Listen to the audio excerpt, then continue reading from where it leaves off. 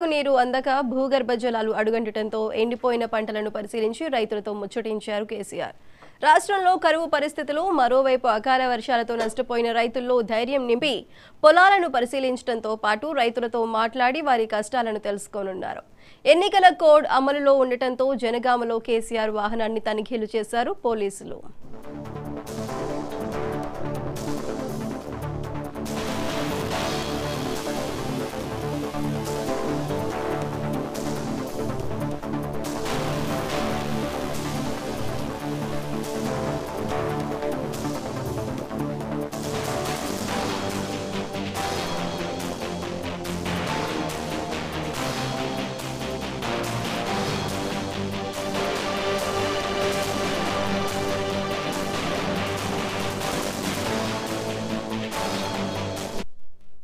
తాజాగా జనగామ నుంచి నల్గొండలోని తుంగతుర్తికి చేరుకున్నారు. అక్కడ నీళ్లు లేక ఇబ్బంది పడుతున్న రైతులతో కేసీఆర్ మాట్లాడుతున్నారు.